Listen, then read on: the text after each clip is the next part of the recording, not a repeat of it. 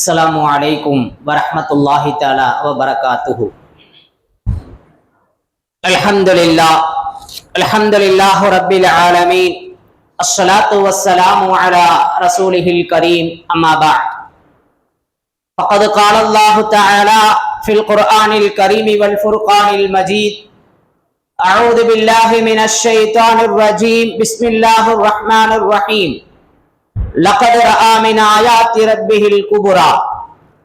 قال نبينا صلى الله عليه وسلم الصلاة معراج المؤمن أو كما قال عليه الصلاة والسلام. سبحانك لا علم لنا إلا ما علمتنا إنك أنت العليم الحكيم. رب اشرح لي صدري ويسر لي أمري واحلل عقدة من لساني يفقهوا قولي. اللهم صل على سيدنا نبينا مولانا محمد طب القلوب ودوائها وعافية الأبدان وشفائها ونور الأبصار وضيائها وعلى آله وصحبه وسلم. الحمد لله. அருளாளன் அன்பாளன் அல்லாஹுவின் திருப்பெயரால் இந்த பேச்சை ஆரம்பம் செய்கிறேன். அன்பும் அருளும் ஆசையும் ஆதரவும் ஆருயிர் நாயகம் அன்னலம் பெருமானார் ஸல்லல்லாஹு அலைஹி வஸல்லம் அவர்களின் மீது, அன்னாரின் வரை வாழ்ந்த வாழுகின்ற வாழப்போகின்ற, குறிப்பாக இந்த சிறப்பான இரவை அமல்களால் அலங்கரித்துக் கொண்டிருக்கின்ற நம் அனைவர்களின் மீதும் உண்டாகட்டும் ஆகுக. பேரன்பிற்குரிய பேரருளாளரின் பேரருளை பெற்றுக்கொண்ட சீதேவிகளாக அல்லாஹ் நம்மை ஆக்கி வைப்பானாக. வாழும் காலமெல்லாம் ஈமானை அழகாக்கி சீமானோடு வாழக்கூடிய நசீபை அல்லாஹ் தந்தருள்வானாக. ஆரோக்கியத்தை அல்லாஹ் நமக்கு நிரப்பமாக வழங்குவானாக.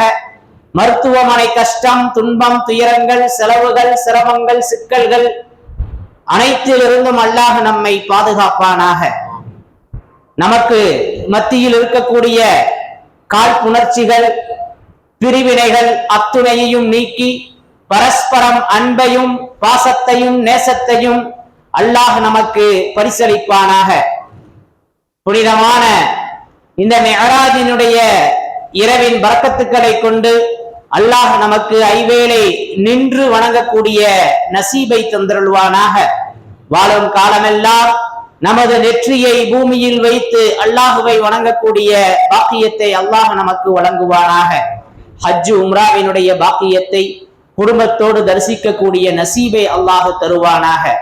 நமது குழந்தைகளை நமக்கு சுபிட்சமாக, கண்ணுக்கு குளிர்ச்சியானவர்களாக ஆக்கி வைப்பானாக. அன்பிற்குரிய அல்லாஹுவின் நல்லடியார்களே, முஃமின்களே, ஆஃபியத்தையும் ஆரோக்கியத்தையும் நிரப்பமாக வழங்குகின்ற ரப்புல் ஆலமீன் நமக்கான ஆயுள் அபிவிருத்தியையும் அல்லாஹ் நிரப்பமாக்கி வைப்பானாக. அதில் அமல்களை அல்லாஹ் கலக்கச் செய்வானாக. அன்பிற்குரிய அல்லாஹுவின் நல்லடியார்களே, முஃமின்களே, ரசூலுல்லாஹி ஸல்லல்லாஹு அலைஹி வஸல்லம் அவர்களுக்கு அல்லாஹ் நிறைய அற்புதங்களை வழங்கி இருக்கின்றார். அந்த அற்புதங்களுக்கெல்லாம் பேரற்புதமாக, அதிசயங்கள் எல்லாம் அசந்து போகக்கூடிய ஒரு அற்புத அதிசயம்தான் இந்த மிஅராஜ், இந்த இஸ்ரா என்று சொல்கின்ற நிகழ்வுகள். அன்பிற்குரியவர்களே, லகத் ரஆ மின் ஆயாத்தி ரப்பிஹில் குபுரா, அல்லாஹ் தனது மறையிலே சொல்லி காட்டுகிறார்.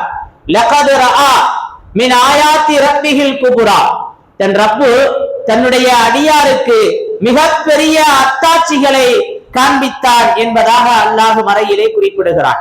அன்பிற்குரியவர்களே, மிகப்பெரிய சோதனையான காலகட்டம். அந்த சோதனைக்கு பின்பு ஒரு நலவை அல்லாஹ் நாடி இருந்தார். அந்த கஷ்டத்திற்கு பின்பு அல்லாஹ் இலகுவை நாடி இருந்தார். அந்த இலகுவில் அல்லாஹ் மிகப்பெரிய பரிசை கொடுத்தார். அதுதான் மிஅராஜ். அன்பிற்குரியவர்களே, ரசூலுல்லாஹி ஸல்லல்லாஹு அலைஹி வஸல்லம் அவர்கள் நுபுவத்து கிடைத்து 10 ஆண்டுகள் தீனுடைய பிரச்சாரம் செய்கிறார்கள். பெரிய அளவிலே மக்களிடத்திலே உள்ளத்தில் அது பதியவில்லை. சொற்ப நபர்கள் தான் தீனுல் இஸ்லாத்தினுடைய அந்த பிரகாசத்தை ஏந்தி இருந்தார்கள். இப்படிப்பட்ட இந்த சூழ்நிலையில ரசூலுல்லாஹி ஸல்லல்லாஹு அலைஹி வஸல்லம் அவர்களுக்கு அரவணைப்பாக இருந்த, அரணாக இருந்த, பாதுகாப்பு கவசமாக இருந்த, அவர்களுக்கு மிகவும் துணையாக இருந்த அன்னை ஹதீஜா அவர்களும் அதற்கு ஒரு சில மாதங்களிலேயே அபு தாலிப் அவர்களும் வஃபாத்தாகிவிட மிகப்பெரிய ஒரு கவலையை ரசூலுல்லாஹி ஸல்லல்லாஹு அலைஹி வஸல்லம் உணர்ந்தார்கள். தன் இரு கைகளை இழந்தது போல, இரு கண்களும் இல்லாதது போல அவர்களுக்கான சூழ்நிலை இருந்தது. எனவே வரலாறு இதை ஆமுல் ஹுஸ்ன், கவலை ஆண்டு என்றே வர்ணிக்கிறது. கவலை ஆண்டு என்றே வரலாற்றில் இது பதிவு செய்யப்பட்டிருக்கிறது, ஆமுல் ஹுஸ்ன் என்பதாக. அப்படிப்பட்ட அந்த சூழ்நிலையில மக்கா வாசிகள் ஈமானை ஏற்கவில்லை என்பதற்காக தாயிஃபுக்கு பயணமானார்கள். ஜும்ஆவில் கூட அது சம்பந்தமான சில தகவல்களை பகிர்ந்து கொண்டோம். தாயிஃப் என்பது அது ஒரு கோடைகால ஸ்தலம். எப்படி கொடைக்கானல் எப்படி நமக்கு கோடைகால ஸ்தலமாக இருக்கிறதோ அதுபோல மக்கா வாசிகளினுடைய செல்வந்தர்களுக்கு தாயிஃபிலே தோட்டங்கள் இருந்தது. அங்கு நிறைய விளைச்சல்கள் அவர்களுக்கு இருந்தது. எனவே அங்கு போய் இஸ்லாத்தை பரப்புவதின் காரணமாக ஈகத்துவ ஜோதியை அந்த கலிமா தய்யிபாவை எடுத்துச் சொல்வதின் காரணமாக அங்கு அடிக்கக்கூடிய அடி மக்காவிலே பிரதிபலிக்கும் என்ற ஒரு ஆசையில ரசூலுல்லாஹி ஸல்லல்லாஹு அலைஹி வஸல்லம் அவர்கள் தாயிஃபுக்கு போனாங்க. அதிகார வர்க்கம் அங்கு ஏற்றுக்கொள்ளவில்லை என்பது மட்டுமல்ல, கல்லால் எரிந்து ரத்தம் சொட்ட சொட்ட ஊரை விட்டு துரத்தினார்கள் தாயிஃப் வாசிகள். இப்படிப்பட்ட இந்த சோதனைக்கு மத்தியில அல்லாஹ் சுப்ஹானஹு வ தஆலா துவண்டு விடாதீர்கள், நம்பிக்கை இழந்து விடாதீர்கள், கவலை கொள்ளாதீர்கள், அல்லாஹுதான் உண்மையானவன், அல்லாஹுதான் நிதர்சனமானவன், அல்லாஹ் இருக்கின்றான் என்பது பொய்யல்ல என்று எந்த நபிமார்களுக்கும் கிடைக்காத ஒரு மாபெரும் பாக்கியத்தை முத்து முஹம்மது ரசூலுல்லாஹி ஸல்லல்லாஹு அலைஹி வஸல்லம் அவர்களுக்கு தந்த நிகழ்வுதான் இந்த மிஅராஜாக இருந்து கொண்டிருக்கிறது. ரசூலுல்லாஹி ஸல்லல்லாஹு அலைஹி வஸல்லத்தினுடைய 50வது வயதில ரஜப் பிறை 27ல இந்த இஸ்ரா வல் மிஅராஜ் நடந்ததாக வரலாறு நமக்கு பதிவு செய்திருக்கிறது. அன்பிற்குரியவர்களே, ரசூலுல்லாஹி ஸல்லல்லாஹு அலைஹி வஸல்லம் அவர்களுக்கான அந்த சோதனைகளிலும் சரி, ரசூலுல்லாஹி ஸல்லல்லாஹு அலைஹி வஸல்லம் அவர்களுக்கு ஏற்பட்ட எல்லா கஷ்டங்களிலேயுமே அல்லாஹ்வினுடைய அந்த ஆறுதல் மிகப்பெரிய பலமாக இருந்திருக்கிறது. அப்படி ஒரு மிகப்பெரிய பலமாக இந்த மிஅராஜ் இருக்கிறது. மிஅராஜ் என்று சொன்னால் ஏறி மேலே ஏறி செல்லுதல் என்பது பொருளாக இருக்கிறது. சோதனையான அந்த காலகட்டங்கள், துயரமான அந்த காலகட்டங்களிலே இந்த மிஅராஜ் மாபெரும் கௌரவமாக வர்ணிக்கப்படுகிறது. ஈமானினுடைய வலிமைக்கு முன்னுதாரணமாக இந்த மிஅராஜ் இருக்கிறது. நரகத்தின் காட்சிகளை கண்டார்கள், சுரத்தினுடைய அற்புதங்களை கண்களால் ரசித்தார்கள். அதன் காரணமாக இந்த சமூகம் ஈமான் பலம் பெற வேண்டும் என்பது அல்லாஹ்வினுடைய நியதியாக இருந்தது. நாம யாரும் சொர்க்கத்தை பார்க்கவில்லை, நாம் யாரும் நரகத்தை பார்க்கவில்லை. ஆனால் நமக்கு வழிகாட்டியாக இருக்கக்கூடிய முத்து முஹம்மது ரசூலுல்லாஹி ஸல்லல்லாஹு அலைஹி வஸல்லம் அவர்கள் அந்த காட்சிகளை கண்டுவிட்டு வந்து சொன்னார்கள். அவர்கள் சொன்னால் அது உண்மை என்று நம்ப வேண்டும். அப்படி நம்பியதின் காரணமாகத்தான் அபூபக்கர் சித்திக் நாயகம் சித்திக் ஆனார்கள். இஸ்லாத்தை லா இலாஹ இல்லல்லாஹுவ ஏற்றுக்கொள்வதே மிகப்பெரிய சவாலான சூழ்நிலையில, ஏற்றுக்கொள்வதையே மறுக்கக்கூடிய காலகட்டத்துல எப்படி தைரியமாக ஒரு இரவுல சொற்ப நேரத்துல நான் என்ன செஞ்சேன், மக்கால இருந்து உம்முஹானி அவர்களினுடைய இல்லத்தில் இருந்து பைத்துல் முகத்தஸிற்கு சென்று அங்கு நபிமார்களுக்கு தொழுகை நடத்தி அங்கிருந்து புராக்குடைய வாகனத்துல போனவங்க பிறகு பைத்துல் முகத்தஸ்ல இருந்து 7 வானங்கள், ஒவ்வொரு வானத்திலும் நபிமார்களை சந்தித்து அவர்களுடனே பேசி இப்ராஹிம் அலைஹிஸ்ஸலாத்தினுடைய சலாமை நமக்காக எடுத்து வந்தது மட்டுமின்றி அதையும் தாண்டி ஜிப்ராயில் சொன்னாங்க, இதுக்கு மேல எனக்கு அனுமதி இல்லை, நீங்க போங்கன்னு சொல்லி ரசூலுல்லாஹி ஸல்லல்லாஹு அலைஹி வஸல்லத்தை மட்டும் அனுப்பி வச்சாங்க. சித்ரத்துல் முன்தஹா, இளந்தை மரம் என்று வர்ணிக்கக்கூடிய நேரடியாக அல்லாஹ்விடத்திலே சென்று பேசிய நிகழ்வு இருக்கிறதே, அதுதான் ஆக ஹையஸ்டாக இருந்து கொண்டிருக்கிறது. எந்த நபிக்கும் இப்படி ஒரு பாக்கியம் கிடைக்கவில்லை. சில நபிமார்கள் ஈசா அலைஹிஸ்ஸலாம் இருக்கிறாங்க, அவங்க உலகத்திலிருந்து வானுக்கு உயர்த்தப்பட்டு இருக்கிறார்கள்.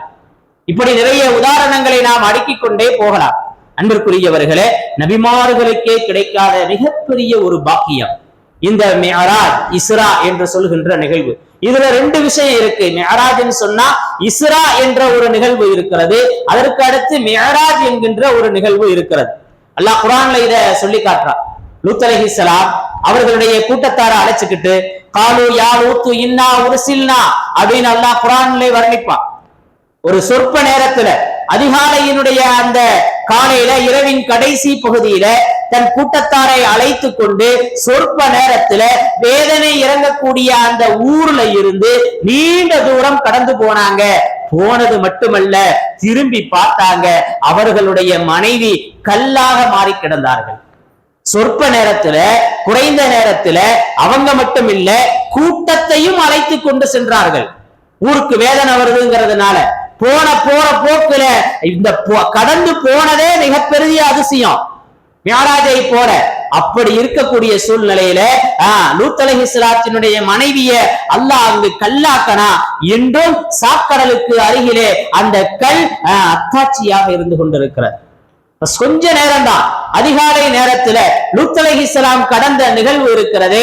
அவர்களிடத்திலே புராக்குங்கிற வாகனமெல்லாம் இல்லை, புராக் என்கின்ற வாகனம் இல்லை, ஆனாலும் கடப்பதற்கான ஆற்றலை அல்லாஹ் அவங்களுக்கு கொடுத்தான். ஆக இந்த சொற்ப நேரத்தில் கடக்குதுங்கிறது நபிக்கு மட்டும் கிடைத்த சிறப்பு அல்ல, மற்ற நபிமார்களுக்கும் கிடைத்திருக்கிறது. பிறகு எங்கே நபி முன்னிலைப்படுகிறார்கள், பிறகு எங்கு ரசூலுல்லாஹி ஸல்லல்லாஹு அலைஹி வஸல்லம் அவர்களுக்கு சிறப்பு வருகிறது, யோசிப்பதற்கு கடமைப்பட்டிருக்கின்றோம். அன்பிற்குரிய அல்லாஹ்வின் நல்லடியார்களே, மூசா அலைஹிஸ்ஸலாமும் இஸ்ரா கிடைச்சிச்சு. மூசா அலைஹிஸ்ஸலாத்திற்கும் குறைந்த நேரத்தில் பயணிக்கக்கூடிய ஒரு பாக்கியம் கிடைத்தது. வலகத் அவ்ஹைனா இலா மூசா அன் அஸ்ரி பி இபாதி, தன்னுடைய அடியார்கள் கொஞ்ச பேர் இல்ல, 6 லட்சம் பேரை அழைச்சுக்கிட்டு, அடியார்களை அழைச்சுக்கிட்டு போறாங்க. மிகப்பெரிய கூட்டம் அவங்களை பின்னாடி துரத்திக்கிட்டு வருது. ஃபிரௌன் அன ரப்புக்குமுல் அலா, நான் தான் ரப்புன்னு சொன்ன ஃபிரௌன் அவங்களை துரத்திக்கிட்டு வந்தான். அந்த நதிய மிகவும் விரைவாக கடந்தார்கள். ஃபிரௌன்ட்ட இருந்து அவங்களுக்கு அல்லாஹ் வெற்றியை கொடுத்தான். அதே மாதிரி தான் இவர்களும் குறைந்த நேரத்துல அந்த கூட்டத்தை அழைத்து கொண்டு வெற்றி அடைந்தார்கள். இங்கும் அல்லாஹ் ஒரு அத்தாட்சியை நிலைநிறுத்தினா, ஃபிரௌனினுடைய உடல் இன்றும் எகிப்துல மியூசியத்துல அது பாதுகாக்கப்பட்டு கொண்டிருக்கிறது, பதப்படுத்தப்பட்டு இன்று வைத்திருக்கிறார்கள். ஆனா அன்னைக்கு அல்லாஹ் பதப்படுத்தலாத, ஆனால் அது பதமாக பாடமாக இருந்து கொண்டிருக்கிறது.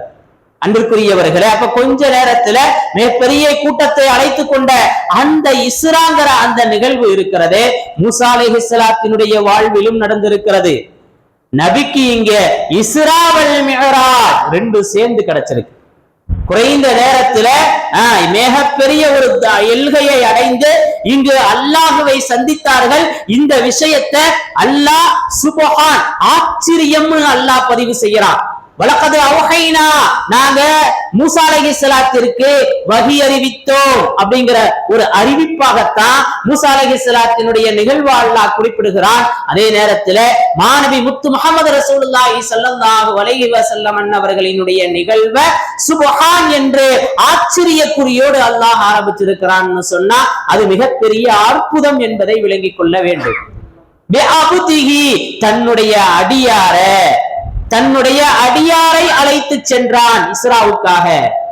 தன் அடியார் என்று சொன்னதன் மூலமாக அவர்கள் முழு உடலோடு சென்றார்கள். நாம படுத்திருக்கிறோம், தூக்கத்துல கனவு காண்கிறோம், அல்லது கனவு இல்ல நனவை போலவே நாம என்ன செய்யறோம், சில விஷயங்களை அதிலே அப்படியே என்ன ஓட்டங்களிலே ஓடிக்கொண்டிருக்கும். நம்ம உடல் இங்கதான் இருக்கும், ஆனா முழு உலகையை நாம சுத்தி வந்துடும். அமெரிக்காவுடைய ஜனாதிபதியா கூட பதவி ஏற்றிருப்போம். பலருக்கு இது மாதிரியான அனுபவங்கள் எல்லாம் இருக்கலாம், பல விஷயங்கள் நடக்கலாம். நம்ம உடல் இங்கதான் இருக்கும், நம்ம சிந்தனை அப்படிப்பட்ட ஒரு விஷயத்தை அனுபவித்திருக்கும். யாருக்குமே பார்க்காத, யாருக்குமே கிடைக்காத ஏதோ ஒன்ன நான் தூக்கத்துல அனுபவிச்சுட்டேன்னு சொல்றவங்க எல்லாம் இருக்கிறாங்க. எப்படி அல்ல, இந்த கனவு போல் அல்ல ரசூலுல்லாஹி ஸல்லல்லாஹு அலைஹி வஸல்லம் மிஅராஜிற்கு சென்றது, இஸ்ராவிற்கு சென்றது. அன்பிற்குரியவர்களே, முழு உடலோடு ஈசா அலைஹிஸ்ஸலாத்தையும் அல்லாஹ் என்ன செஞ்சா தன்னிடத்திலே உயர்த்தி கொண்டான். அந்த உயர்தல் அல்ல, அவங்க வானத்துலதான் இருக்கிறாங்க. நபி முத்து முஹம்மது ரசூலுல்லாஹி ஸல்லல்லாஹு அலைஹி வஸல்லம் அதையும் தாண்டி அல்லாஹ்வுடைய அர்ஷுக்கு போனாங்க, நேரடியா பேசினாங்க. இதற்கு முன்பு 32 முறை என்ன செஞ்சிருக்கிறாங்க ரசூலுல்லாஹி ஸல்லல்லாஹு அலைஹி வஸல்லம் இந்த மாதிரியான அற்புதங்கள் அவர்களுக்கு நிகழ்ந்திருக்கிறது. மிஅராஜை போல பல நிகழ்வுகள் நிகழ்ந்திருக்கிறது.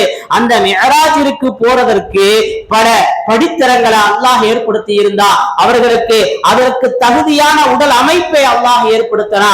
அங்க போறாங்க, நெருப்பு இருக்கிறது. நாம நெருப்ப தொட்டா என்ன செய்யும்? சுற்றும். கண்கள்ல மிகப்பெரிய வெளிச்சத்தை நம்ம நேரடியா பார்க்க முடியாது. சூரிய வெளிச்சம் இருக்குது, எவ்வளவு நேரம் அந்த வெளிச்சத்தை நாம பார்க்க முடியும்? ஒரு குறிப்பிட்ட நேரம் தான். அந்த வெளிச்சத்தை பார்ப்பதற்கான, நேரடியாக பார்த்து கொண்டே இருப்பதற்கான கண்களுக்கு பவர் குறைவுதான். இப்படி உலகத்துல காணாத காட்சிகளை எல்லாம் அவர்களுக்கு அல்லாஹ் காண்பித்தான். அந்த காட்சிகளை பார்ப்பதற்கு, அந்த காட்சிகளை கண்டு இதயம் பலப்படுவதற்கு அவர்களை அல்லாஹ் தயார்படுத்தினான். காபத்துல்லாஹ்ல ஹாத்திமுக்கு பக்கத்துல ரசூலுல்லாஹி ஸல்லல்லாஹு அலைஹி வஸல்லம் தூங்கிட்டு இருந்தாங்க.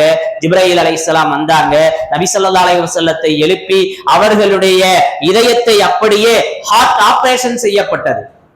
டைரக்டா நேரடி சர்ஜரி செய்யப்பட்டது. இதயத்தை பிளந்து எடுக்கப்பட்டது. தங்க தட்டுல வச்சு ஜம்சம் நீரால் கழுகப்பட்டது. கழுகியது மட்டுமல்ல, அங்கு ஈமான் என்கின்ற ஒரு பாற்று, ஒரு தண்ணியையும், ஹிக்மத் என்று சொல்லக்கூடிய நுட்பத்தையும், இறை நம்பிக்கையையும், நுட்பங்கள், அறிவுகளையும் அல்லாஹ் அந்த இதயத்துல அல்லாஹ் ஊத்தனதாக வரலாறு சொல்லுது. அவங்க உம்மி நபி. எப்படி குர்ஆனை ஓதக்கூடிய ஆற்றலை பெற்றார்கள்? சில ஆளுகளுக்கு காலமெல்லாம் அலீஃப் சொல்லி கொடுத்தா அலீஃப் வரமாட்டுது, அலிப்பு அப்படித்தான் சொல்றான். அலீஃப்னு சொல்றதற்கு அவனுடைய நாவு ஒத்துழைக்கிறது இல்ல. காலமெல்லாம் இஸ்லாமியர்களாக இருக்கிறோம், நமக்கு அலிஃப் அரபியினுடைய எழுத்துக்கள் எத்தனைங்கிறதே ரொம்ப யோசனையா இருக்குது. படித்தவர்கள் தான், ஆனா நம்மளுடைய அறிவு ஒரு சிந்தனைக்குள் கட்டுப்பட்டு கிடக்குது. ஈருலகத்தையும் வழிநடத்தக்கூடியவருக்கு அதற்கான கல்வி அறிவு வேண்டுமா வேணாமா? அல்லாஹ் இதயத்தை பிளந்த நேரத்தில அல்லாஹ் என்ன செஞ்சான்? ஹிக்மத்துங்கிற அந்த நுட்பத்தையும் அங்கு ஊற்றினான் என்று வரலாற்றிலே பதிவு செய்கிறார்கள். நரகத்தினுடைய காட்சிகளை பார்ப்பாங்க. ரத்தத்தை பார்த்தா எனக்கு அலர்ஜி சொல்றவங்க இருக்கிறாங்களா இல்லையா? ரத்தத்தை பார்த்தால் அலர்ஜி. அன்னைக்கு அப்படி நடந்துருச்சு. அதை பார்த்ததுல இருந்து எனக்கு ஒண்ணும் ஓட மாட்டேது. சில மனம் சங்கடமான, துக்கமான, தாங்க முடியாத நிகழ்வுகள் நடந்ததற்கு பின்பு உடலிலே மாற்றம் ஏற்படுகிறது. சிலருக்கு நடுக்கம் வந்து விடுகிறது. எனக்கு அந்த நிகழ்வு நடந்ததுல இருந்து உடம்பு நடுங்கிக்கிட்டே இருக்கு சொல்றாங்களா இல்லையா? எதையும் தாங்குவதற்கான உடல் அமைப்பு வேண்டும். அதற்காக அவர்களுடைய இதயம் கழுவப்பட்டது என்று வரலாறு சொல்கிறது. அன்பிற்குரியவர்களே, இன்னைக்கு கூட இதயத்துல சின்ன டட் வைக்கிறாங்க. அதன் மூலம் இதயம் இயங்குதுன்னு சொல்லப்படுது. உலகத்துல மனுஷன் இதயத்தினுடைய சுவாசத்தை அதிகரிப்பதற்கு, சரியாக இயங்க வைப்பதற்கு அவன் ஒரு சின்ன ஒரு மிஷினை கண்டுபிடிச்சு உள்ள வைக்கிறான், ஆஞ்சியோ பண்றாங்க. அதற்கு பின்புதான் எனக்கு சுவாசம் சிறப்பாக இருக்கிறதுன்னு சொல்றாங்க. உலகத்திலேயே இது நடக்குதா இல்லையா? அப்ப அல்லாஹுவால் இது முடியுமா முடியாதா? அன்பிற்குரிய அல்லாஹுவின் நல்லடியார்களே, அப்படிப்பட்ட இதய ஆபரேஷன் நடந்தது. இதயத்தை அல்லாஹு பரிசுத்தப்படுத்தினான். இதயத்தை அல்லாஹ் எதையும் தாங்குவதற்கான அந்த ஆற்றலை அல்லாஹ் அதன் மூலம் வழங்கினான் என்று வரலாறுகளிலே நாம் பார்க்கின்றோம். அன்பிற்குரியவர்களே, ரசூலுல்லாஹி ஸல்லல்லாஹு அலைஹி வஸல்லம் நரகத்தை பார்த்தாங்க, நரகத்தின் காட்சிகளை பார்த்தாங்க. சொல்றதுக்கு முடியாத காட்சிகள் எல்லாம் இருந்தது. எனவே அதை பார்த்தவர்கள் அதை தாங்கிக் கொள்ள வேண்டுமா இல்லையா? இப்ப இந்த விஷயத்தை ஒரு அற்புதம், மிகப்பெரிய முஅஜிஸா, பேர் அற்புதம் கிடைத்தது. வந்த உடனே அதை ரசூலுல்லாஹி ஸல்லல்லாஹு அலைஹி வஸல்லம் வெளியில சொல்லல. அந்த ஒரு பக்குவம், நமக்கு ஏதாவது ஒண்ணு நடந்துச்சுன்னா நாம என்ன செய்வோம்? யார்ட்டையாவது சொல்லணும். சொல்லலன்னா மண்டை வெடிச்சிடும் நமக்கு. நபிக்கு கிடைச்ச மிகப்பெரிய அற்புதம். அதை என்ன செய்யல? ஏன்னா கலிமா லா இலாஹ இல்லல்லாஹுவையே ஏற்பதுல நிறைய தயக்கம் இருக்கின்ற நேரத்துல நான் அல்லாஹ்வை பார்த்தேன், சொர்க்கத்தை பார்த்தேன், நரகத்தை பார்த்தேன் அப்படின்னு சொன்னா யாரும் நம்புவாங்களா? நம்ப மாட்டாங்க. சின்ன ஒரு அசைவு ஒரு கதவினுடைய அந்த ஈரம் காய்வதற்கும் அந்த ஆடல் அசைந்து நிற்பதற்கு முன்பு தூங்கிக்கிட்டு இருக்கிறாரு. தூக்கத்துல அவர் விழித்து படுத்திருந்த அந்த பெட்ல இருந்த அந்த சூடு ஆறுவதற்கு முன்பு வானத்து 7 வானத்தை கடந்து மிக மிக அதிகமான தொலைவில் உள்ள மக்காவிற்கும் பைத்துல் முகத்தஸுக்கும் இருக்கக்கூடிய அந்த தூரத்தை கடந்து அல்லாஹ்வை சந்தித்து விட்டு வந்தாங்கன்னு சொன்னா இந்த நிகழ்வு எப்படி நடக்கும் யோசிச்சு பாருங்க. மதியம் கூட சொன்னோம், இன்னைக்கு ஏஐயின் மூலமாக மிகப்பெரிய விஷயத்தை சாதாரணமா இந்த உலகம் நடத்திக்கிட்டு இருக்கு. படிக்கல, எந்த ஒரு கம்ப்யூட்டர் கிளாஸுக்கும் போகல, ஆனா அந்த கம்ப்யூட்டரை படித்து செய்யக்கூடியவர்களினுடைய செயல்களை இந்த படிக்காத மனிதர் நடத்தி காட்டுறாரு. ஒரு சின்ன ஒரு படம் வேணும்னா அதை அப்படியே கொண்டு வந்து கொடுக்கிறது. நேச்சுரலாக இயற்கையாக நாம அதை வரைஞ்சா கூட அந்த அளவுக்கு இருக்காது. நாம அத பல இடங்கள்ல தேடி கண்டுபிடிச்சு உட்கார்ந்து ஒர்க் பண்ணி டிசைன் பண்ணா கூட அந்த அற்புதமாக தத்ரூபமாக அந்த டிசைனை அந்த இயற்கை சீனரிய கொண்டு வர முடியாது.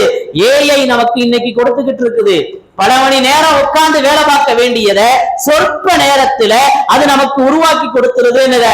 அந்த ஒரு உண்மையை நாம உலகத்துல இன்னைக்கு கண்டுகிட்டு இருக்கிறோம். 1500 வருஷத்துக்கு முன்னாடி இல்ல, எவ்வளவு வருஷங்களுக்கு முன்பாக இருந்தாலும் சரி அல்லாஹ் இருக்கிறான். இந்த ஏஐக்கே சக்தியை கொடுத்தவன் அல்லாஹ். அல்லாஹ் தன் அடியார தன்னிடத்திலே அழைத்து செல்வதற்கு ஏதும் காரணங்கள் தேவையா, இல்ல நேரங்கள் தேவையா? அன்புக்குரிய அல்லாஹ்வின் நல்லடியார்களே, எனவே இந்த இஸ்ரா வல் மிஅராஜ் இருக்கிறதே ரசூலுல்லாஹி ஸல்லல்லாஹு அலைஹி வஸல்லம் அன்னவர்களுக்கு கிடைத்த மிகப்பெரிய அற்புதம். வஅல்லமக மா லம் தகுன் தஅலம், நீங்கள் அறியாததை எல்லாம் உங்களுக்கு நாம் கற்றுக் கொடுத்தோம் என்பதாக அல்லாஹ் சொல்லி காட்டுவான். அன்பிற்குரியவர்களே, ரசூலுல்லாஹி ஸல்லல்லாஹு அலைஹி வஸல்லத்திற்கு அல்லாஹ் உள்ளத்தை பரிசுத்தப்படுத்தினார். அதுல ஒரு கருப்பு சதை துண்டு இருந்தது. அந்த சதை துண்டை நீக்கி வச்சா அதுதான் ஷைத்தானினுடைய தீங்குன்னு சொல்றார். அதுதான் ஷைத்தானினுடைய தீங்கு என்பதாக சொல்லப்படுகிறது. ஷைத்தானினுடைய அந்த தீண்டுதல்கள் அது அத்துணையும் அங்கு புனிதப்படுத்தப்பட்டது. ரசூலுல்லாஹி ஸல்லல்லாஹு அலைஹி வஸல்லம் அவர்களினுடைய கல்பு பரிசுத்தமாகி விட்டது. எனவே நாம இங்க பெற வேண்டிய படிப்பினை என்னன்னு சொன்னா நபியினுடைய கல்பு கல்வி சுத்தப்படுத்தப்பட்டு இருக்கிறது. எனவே ஷைத்தானின் பங்காக இருக்கக்கூடிய அந்த சதை துண்டையும் நீக்கி வைத்தான் அல்லாஹ். நாமும் நம்ம உள்ளத்துல பரிசுத்தப்படுத்திக் கொள்ள வேண்டும். நம் உள்ளத்தில் இருக்கக்கூடிய ஷைத்தானிய ஏவல்களாக இருக்கக்கூடிய தீய குணங்களை களைந்து விட வேண்டும். நான் என்கின்ற ஆணவத்தை அழித்து விட வேண்டும். கோபம் என்கின்ற அந்த சுவர் இல்லாமல் ஆக்கிவிட வேண்டும். அன்பிற்குரியவர்களே, நமது குண நலன்களை அழகாக்கிக் கொள்ள வேண்டும் என்பதை நாம் இந்த மிஅராஜினுடைய படிப்பினையாக எடுத்துக்கொள்ள கடமைப்பட்டிருக்கின்றோம். அன்பிற்குரியவர்களே, சோதனை காலங்கள்ல இறையச்சம் அதிகமாக வேண்டும். சோதனை காலங்கள்ல இறையச்சம் பெருக்கெடுக்க வேண்டும். ரசூலுல்லாஹி ஸல்லல்லாஹு அலைஹி வஸல்லம் சவுர் குகையில இருக்கிறாங்க. அபூபக்கர் சித்திக் நாயகம் உடன் இருக்கிறாங்க. குனிந்து பார்த்தா தெரிஞ்சு போயிரும். பதட்டமான சூழ்நிலை. தலைக்கு 100 ஒட்டகம் பரிசளிக்கப்படுகிறது ரசூலுல்லாஹி ஸல்லல்லாஹு அலைஹி வஸல்லத்திற்கு. இப்ப எதிரிகள் எந்த அளவுக்கு முனைப்புடன் இருந்திருப்பாங்க. இப்படிப்பட்ட ஒரு தர்மசங்கரமான இக்கட்டான சூழ்நிலையில ரசூலுல்லாஹி ஸல்லல்லாஹு அலைஹி வஸல்லம் பதட்டப்படாம லா தஹ்சன், அபூபக்கரே கவலைப்படாதீங்க, சானிய ஸ்னைனி இதுகுமா ஃபில் கார், இந்த குகையில உங்களோடையும் எங்களையும் சேர்த்து 3வது அல்லாஹ் இருக்கிறான். லா தஹ்சன், கவலைப்படாதீர் அபூபக்கரே, இன்னல்லாஹ மஅனா, அல்லாஹ் நம்முடன் இருக்கிறான்னு சொன்னாங்களே. அப்படிப்பட்ட அந்த இறை நம்பிக்கைக்கான அற்புதத்தை ரசூலுல்லாஹி ஸல்லல்லாஹு அலைஹி வஸல்லத்திற்கு அல்லாஹ் பக்குவப்படுத்தி கொடுத்தார். எனவே இந்த மிஅராஜின் மூலமாக நாம் பெற வேண்டிய ஒரு படிப்பினை என்னன்னு சொன்னா, வாழ்க்கையில சோதனைகள் என்பது இயற்கை, வாழ்க்கையில கஷ்டங்கள் என்பது இயல்பு. அதை கடந்து போக வேண்டும். அதிலேயே நாம நம்மளுடைய சிந்தனைகளை நுழைத்து அழித்துக் கொள்ள கூடாது. சோதனை இப்படி ஆயிடுச்சே என்பது அல்ல. இதை எப்படி கடப்பதுங்கிறத யோசிக்கணும். இதிலிருந்து எப்படி நாம் விடுபடுவதுங்கிறத யோசிச்சு பார்க்கணும். இன்ன மஅல் உஸ்ரி யுஸ்ரா, ஒரு கஷ்டத்திற்கு பின்பு லேஸ் இருக்கிறது என்பதாக குர்ஆன் குறிப்பிடுகிறது. எந்த கஷ்டமாக இருந்தாலும் ஒரு கதவு மூடனா இன்னொரு கதவை திறந்துடலாம். நாம அந்த கஷ்டத்தையே யோசித்துக் கொண்டிருந்தோம் என்று சொன்னால் நமக்கு நிம்மதி இருக்காது, அதிலிருந்து வெளியேறுவதற்கான வழி பிறக்காது. வமையத்தவக்கல் அலல்லாஹ் ஃபஹுவ ஹஸ்பு வமையத்தவக்கல் அலல்லாஹ் யர்ஸுகுஹு மின் ஹைஸு லா யஹ்தஸிப். யார் அல்லாஹ்வை பயப்படுற, யார் அல்லாஹ்வின் மீது நம்பிக்கை வைக்கிறாங்களோ அல்லாஹ் அவர்களுக்கு போதுமானவன். அவர்கள் வெளியேறுவதற்கான வழிகளை அல்லாஹ் ஏற்படுத்தி தர்றான். எந்த கஷ்ட நோயா இருந்தாலும் சரி, பொருளாதார சிதைவாக இருந்தாலும் சரி, இல்ல மக்களுக்கு மத்தியில் உள்ள ஏச்சு பேச்சுக்கள் அவதூறுகளாக இருந்தாலும் சரி, எது எப்படியா இருந்தாலும் அதுவெல்லாம் போயிடும். நாம இருப்போங்கிற அந்த இடத்துல அல்லாஹுவின் நம்பிக்கையோடு அல்லாஹுவின் மீது பொறுப்பு சாட்டிட்டோம்னு சொன்னா அதிலிருந்து அல்லாஹ் நம்மை பாதுகாத்து சிறப்பான ஒரு வாழ்வை தருவான். மக்கால யாருமே ஏத்துக்கல, மதீனாவிற்கு போனாங்க. அதற்கு பின்பு நிலைமை சீரானது. ஃபத்ஹே மக்கா, முழு மக்காவும் மாணவியினுடைய காலடியில் வந்ததா இல்லையா?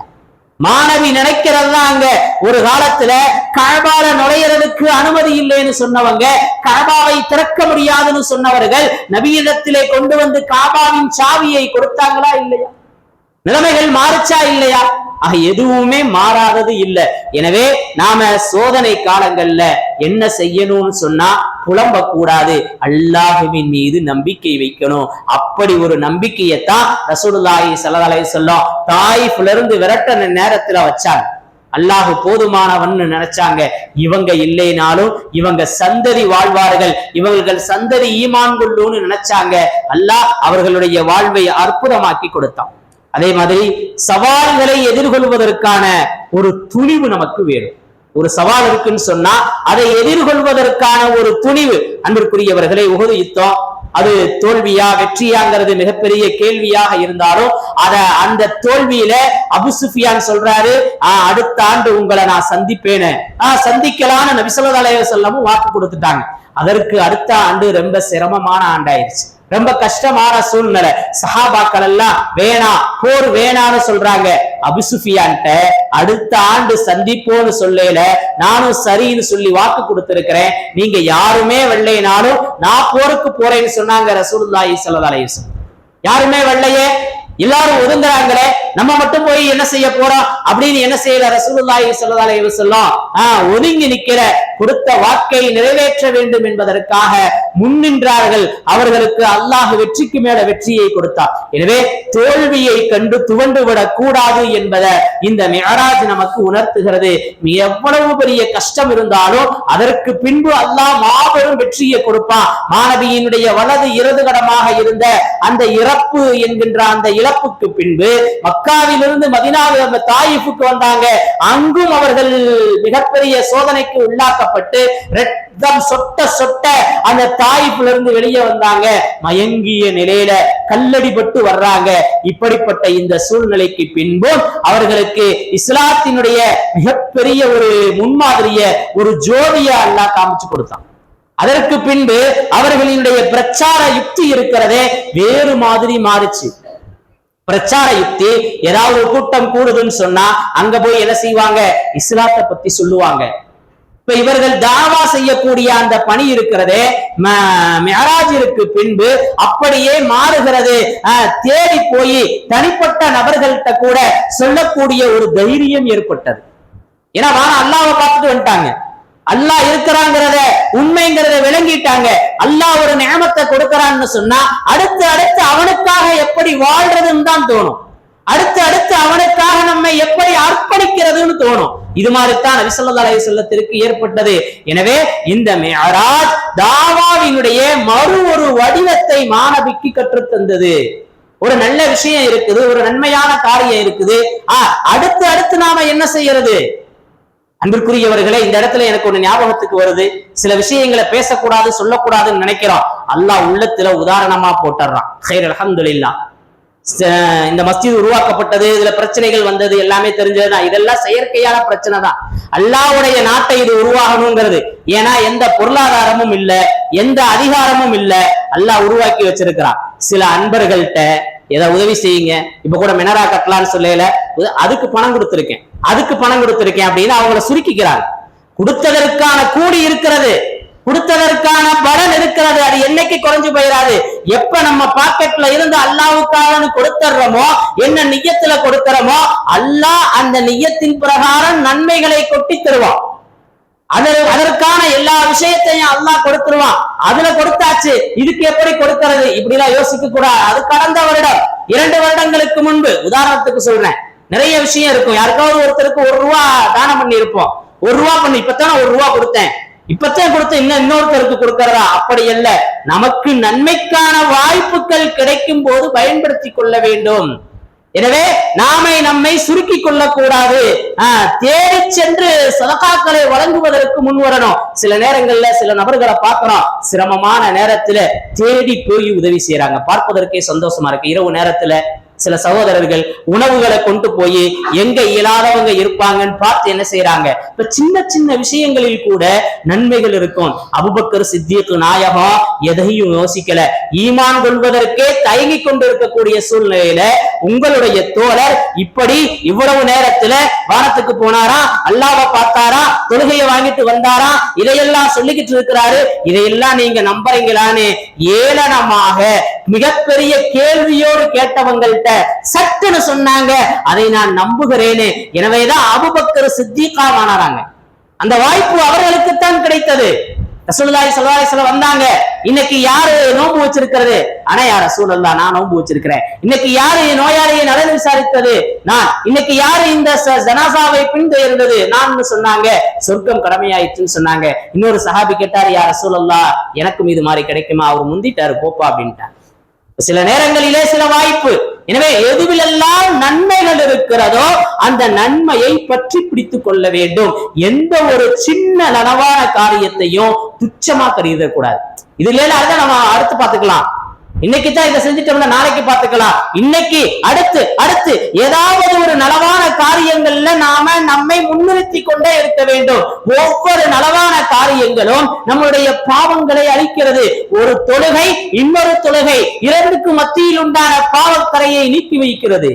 ஒரு நலவு இன்னொரு நலவு இந்த இரண்டுக்கு மத்தியில் உண்டான பாவத்தை நீக்கி வைக்குது. எனவே ஒரு தப்பு செஞ்சுட்டா, ஒரு தவறு செஞ்சுட்டா உடனே ஒரு அல்ஹம்துலில்லாஹ்ங்கற ஒரு வார்த்தை, அஸ்தக்ஃபிருல்லாஹ்ங்கற ஒரு வார்த்தையை சொல்லும் போது அல்லாஹ் அந்த சிறிய பாவங்களை அழித்து விடுகிறார். எனவே அவ்வப்போது நம்மளை நாம அப்டேட் செஞ்சுக்கிட்டே இருக்கணும், புதுப்பித்துக் கொண்டே இருக்க வேண்டும், நன்மைகளின்பால் விரைந்து கொண்டே இருக்கணும். அன்பிற்குரிய அல்லாஹ்வின் நல்லடியார்களே, அல்லாஹ்வினுடைய கருணை இருக்குதே, கேட்க கேட்க அல்லாஹ் கொடுத்துக்கிட்டே இருப்பான். இந்த மெஹராஜ் உணர்த்துறது அதுதான். அல்லாஹ்ட்ட கேட்கணும் கேட்கணும். ஒரு தடவை கேட்கிறேன், அத்தாட்ட 2 தடவை கேட்கலாம், 3 தடவை கேட்கலாம், நான் 4வதா எப்படி கேட்கறதுன்னு யோசிக்கலாம். ஆனா அல்லாஹ்ட்ட அப்படி அல்ல, அல்லாஹ்விடத்திலே கேட்டுக்கொண்டே இருக்கணும். ஒரு நண்பர் இருக்கிறாரு, ரொம்ப நெருங்கிய நண்பர், எத்தனை முறைங்க அவர்கிட்ட வேலை சொல்றது, சொல்லிக்கிட்டே இருக்கணும். அதுதான் நட்புக்கான அடையாளம், அதுதான் இரக்கத்திற்கான நெருக்கத்திற்கான சூழ்நிலை. இது மாதிரி அல்லாஹ்ட்ட கேட்டுக்கிட்டே இருக்கணும். நீங்க கேட்காம இருந்தா தான் அல்லாஹ் யோசிப்பான், என்னடா இந்த அடியா நம்மள்ட்ட கேட்கலையேன்னு. கேட்க கேட்க அல்லாஹ்விடத்திலே நெருக்கம் அதிகமாகும். இந்த மிஅராஜ் அப்படி ஒரு அற்புத பாடத்தை நமக்கு உணர்த்துகிறது. அன்புக்குரியவர்களே, இன்னொரு விஷயத்தை, ஒரு அற்புதமான விஷயத்தை உணர்த்துது.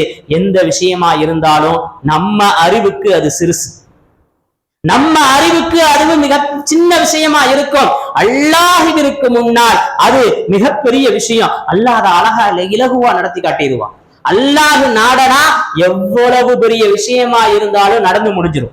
அல்லாஹ் நாடலனா நடக்காது. எனவே அல்லாஹ்வினுடைய நாட்டத்துக்கும் அறிவுக்கும் நாம முடிச்சு போட்ட கூடாது. இது எப்படி இவருக்கு கிடைச்சிச்சு, இவர் அதை செஞ்சாரோ அதை செஞ்சாரோ அதை செஞ்சுக்கிட்டே போறாரு அப்படின்னு குறைமதியுள்ளவர்கள் யோசிப்பார்கள். நிறைமதியுள்ளவர்கள் அப்படி யோசிக்க மாட்டாங்க. அல்லாஹுடைய நாட்டத்துக்கு முன்னால அல்லாஹ் நாடுறா, அவர் கிடைக்குது. அல்லாஹ் நாடினால் அது நடந்தது, அல்லாஹ் நாடினால் இப்படியானது. இந்த சிந்தனைக்கு வந்துடணும். அல்லாஹ் நாடினால் நாம நடக்காதுன்னு நினைச்சுக்கிட்டு இருக்கிற விஷயங்கள்லாம் நடந்து முடிஞ்சிடும். நம்ம அறிவுக்கு அது பத்தாது. ஆனா அல்லாஹுடைய அறிவுக்கு முன்னால் மிக பிரம்மாண்டம். அல்லாஹ்வினுடைய அறிவினுடைய விசாலம் மிக பெரியது. எனவே அதை நடத்துவதற்கான தகுதியை அல்லாஹ் வச்சிருக்கிறான். எனவே இந்த மிஅராஜ் அப்படித்தான் நடந்தது. இது எப்படி நடக்கும்? அன்னைக்கு எந்த ஒரு வாகன வசதியும் இல்லை, அன்னைக்கு இது மாதிரியான எந்த ஒரு நவீனமும் இல்லை. ஆனா நடந்துச்சுல, அது அல்லாஹ்வுடைய நாட்டம். இன்னைக்கு உலகை ஆண்டு கொண்டு இருக்கிறது, இதையும் தாண்டி இன்னும் வரும். ஏஐ எல்லாம் அன்னைக்கு ஒண்ணுமே இல்லைன்ற மாதிரி ஆயிரும். இன்னைக்கு இதை பார்த்தே பிரமிக்கிறோம். எல்லாமே ஜாட்சிபிட்ல கிடைச்சிடும். சின்ன பையன் சொல்றான். இன்னும் கொஞ்சம் காலம் போகும், இதை தாண்டி வேற ஒண்ணு வந்துடும். இது ரொம்ப சாதாரணமா ஆயிரும். உலகத்தினுடைய இயல்புகள் ஓடிக்கிட்டே இருக்கும். ஆக நாம என்ன செய்யணும்னா நம்ம ஈமான பாதுகாத்துக்கணும். நம்ம ஈமான துச்சமன கருதி தவற விட்டுறக்கூடாது. இன்றைய உலகத்திற்கு சொல்ல வேண்டிய ஒரு மிகப்பெரிய பாடம் என்னன்னு சொன்னா, ஈமானின் ருசி இல்லாத சமூகமாக உருவாகிக்கிட்டு இருக்கிறோம். ஈமானினுடைய சுவை தெரியல. பிரியாணி எப்படி இருக்கும், ஆம்பூர் பிரியாணி எப்படி இருக்கும், ஹைதராபாத் பிரியாணி எப்படி இருக்கும் சாப்பிட்டு இருக்கிறோம், தெரியுது. ஈமான் எப்படி இருக்கும் தெரியல. ஈமானின் சுவை எப்படி இருக்கும் தெரியல. அன்பிற்குரியவர்களே, அந்த ஈமான அந்த சுவையை உணர்த்துறது தான் இந்த மிஅராஜ். ஒவ்வொரு நாளும் நமது முன்னோர்கள் இமாம்கள் இந்த மிஅராஜ ஏன் எடுத்து செஞ்சிருக்கிறாங்கன்னு யோசிச்சோன்னு சொன்னா, நமது ஈமானை அழகுபடுத்துவதற்கு, நமது ஈமானை உறுதிப்படுத்துவதற்கான மாபெரும் காரணி இந்த மிஅராஜில பொதிந்து கிடக்கிறது. அன்பிற்குரியவர்களே, இந்த ஈமான் குறைவின் காரணமாகத்தான் இன்னைக்கு நிறைய பிரச்சனைகள், நிறைய சிக்கல்கள், அல்லாஹ்விற்கு பயமில்லாத ஒரு சூழ்நிலையெல்லாம் நடந்து கொண்டிருக்கிறது. அன்பிற்குரியவர்களே, ரசூலுல்லாஹி ஸல்லல்லாஹு அலைஹி வஸல்லம் மிஅராஜில நடந்து போனாங்க. ரசூலுல்லாஹி ஸல்லல்லாஹு அலைஹி வஸல்லம் ஜிப்ரீல் கூட்டு போறாங்க. அங்கு சில மனிதர்களை பார்க்கறாங்க, நரகத்துல இருக்கிறாங்க. இப்ப கேக்குறாங்க, மா சலககும் ஃபீ ஸகர், ஸகர்ங்கற இந்த நரகத்துல உங்களை நுழைவித்தது எது அப்படின்னு கேக்குறாங்க. அல்லாஹ் குர்ஆன்ல இத சொல்லி காட்டுவான். மா சலககும் ஃபீ ஸகர் காலு, அந்த நரகவாசிகள் சொல்லுவாங்க, லம் நகு மினல் முஸல்லீன், நாங்க தொழக்கூடியவர்களாக இல்ல அப்படின்னு சொல்லுவாங்க. காலு லம் நகு மினல் முஸல்லீன் வலம் நகு நுத்இமுல் மிஸ்கீன், நாங்க மிஸ்கீன்களுக்கு உணவு கொடுக்கக்கூடியவர்களாகவும் இல்ல. நாங்க வீணான விஷயத்துல ஈடுபட்டு இருந்தோம். இன்னைக்கு நிறைய இது மாதிரி நடக்குதா இல்லையா? மிஸ்கின்களுக்கு சாப்பாடு கொடுக்கறத யோசிக்கிறவங்க, தொழுகையை பாழாக்குற நிலைகள் அல்லாஹ் பாதுகாக்கணும். அன்புக்குரிய மதியம் கூட சொன்னேன் ஒரு ஆளுநரை பற்றி, ஹஜ்ஜாஜ் இப்னு யூசுப். அப்ப எனக்கு ஞாபகம் இல்லை. ஹஜ்ஜாஜ் இப்னு யூசுஃபுடைய காலத்துல இப்னு உமர் ரலியல்லாஹு தஆலா அன்ஹு அவர்களினுடைய மகன் சாலிம் அப்படின்னு சொல்லக்கூடியவர்கிட்ட தான் ஹஜ்ஜாஜ் இப்னு யூசுப் சொன்னாரு, நீங்க அந்த மனிதரை கொலை செஞ்சுட்டு வாங்க. அந்த மனிதர்கிட்ட போய் சாலிம் கேட்டாரு. அவரை கொலை செய்ய ஆளுநர் உத்தரவிடுறாரு. ஜனாதிபதி சொல்லல என்ன செய்யணும், கேட்டுத்தான் ஆகணும். அரசுக்கு கட்டுப்படலைன்னா அதிக பிரசங்கி ஆயிடுவோம், இந்தியா அந்த குடிமகனாவே இருக்க மாட்டோம். இப்ப இதை கேட்கணும், என்ன செய்யறதுன்னு யோசிக்கிறாங்க. விவேகமாக அவர்கள் அங்கு சில விஷயங்களை நடத்தினாங்க. அவர்கிட்ட போனாரு. நீங்க யாருன்னு கேட்டாங்க. அவர் முஸ்லிம்னு சொன்னாரு. அப்ப அவங்க கேட்டாங்க, இன்னைக்கு ஃபஜ்ர் தொழுவீங்களான்னு. ஆமா, நான் ஃபஜ்ர் தொழுதேன்னு சொன்னாங்க. அவங்க திரும்பி வந்துட்டாங்க. இதான் நடந்த விஷயம். ஃபஜ்ர் தொழுவதனால அவருடைய தலை பாதுகாக்கப்பட்டது. அவரை ஏன் நான் கொலை செய்ய சொன்னேன்னு தெரியுமா? அவர் உஸ்மான கொண்ட குரூப்ல இருக்கிறாரு.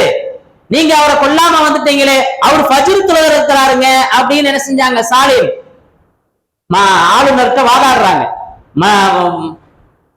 யார் ஃபஜ்ர் தொழுகிறாங்களோ அவங்க அல்லாஹ்வுடைய பாதுகாப்புல ரிம்மத்துல வந்துடுறாங்க.